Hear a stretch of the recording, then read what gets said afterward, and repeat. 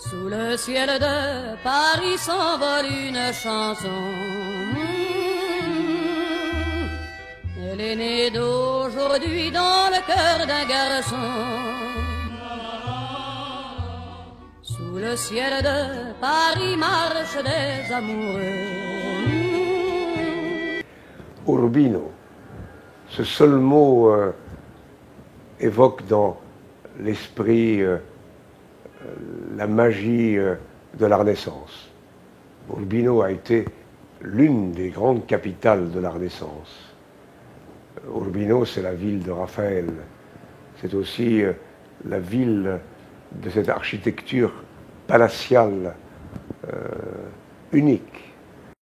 Donc voilà, Urbino, c'est l'une des villes les plus brillantes, les plus emblématiques de la Renaissance italienne. Pourquoi Urbino, capitale culturelle de l'Europe? D'abord parce que c'est l'une des étoiles de la Renaissance italienne. Mais aussi parce que Urbino peut incarner l'espoir d'une nouvelle Renaissance. Aujourd'hui, l'Europe connaît une certaine crise économique et morale et intellectuelle. Il faut réinventer un autre monde, une autre civilisation, une autre renaissance. Et finalement, faire qu'Urbino, ville de la Renaissance italienne, devienne demain le symbole de la Renaissance européenne, c'est un magnifique programme. Et Urbino a toutes les chances de proposer à l'Italie et à l'Europe toute une série d'événements, de manifestations scientifiques, intellectuelles, économiques, universitaires, qui feront pendant un an d'Urbino le centre de la réflexion intellectuelle européenne. Et puis, Urbino, c'est aussi les marches, les marques. C'est toute une région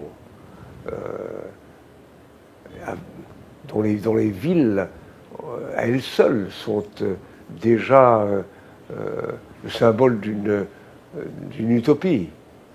Je ne prendrai qu'un seul exemple, l'exemple de Loreto. Loreto, c'est l'histoire de l'impensable, de l'inimaginable,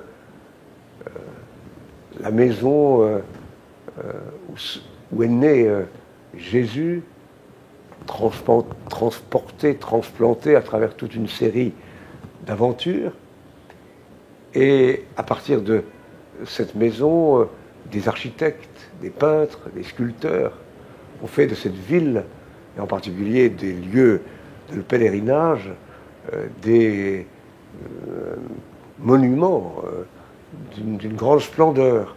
L'Europe entière, par pèlerinage, se rend chaque année à Loreto.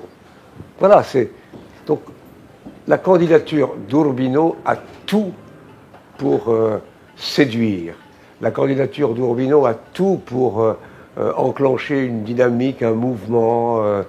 Et je suis certain que les autorités européennes et italiennes auront à cœur de choisir cette ville et la région des Marques.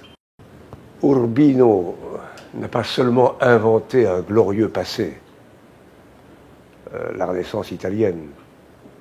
Les Marques n'ont pas seulement exprimé une histoire, une légende, des moments exceptionnels de la culture européenne. Urbino, c'est aussi le futur. Et donc, Urbino, capitale européenne, ce sera la réinvention d'une nouvelle utopie. Ce sera une autre manière de rêver un autre monde. Si, comme je l'espère, les autorités italiennes et européennes choisissent Urbino et les Marques comme capitale européenne, les conséquences seront exceptionnelles pour Urbino et pour la région. Des investissements économiques, la venue d'un grand nombre d'intellectuels, de créateurs, et Urbino sera au centre de l'Europe. Je crois que les retombées économiques, intellectuelles, culturelles pour Urbino et les marques seront immenses. Et pour ceux qui, comme moi, sont amoureux d'Urbino, ce sera une grande joie de constater qu'Urbino est à nouveau, pleinement, totalement au centre de l'Europe.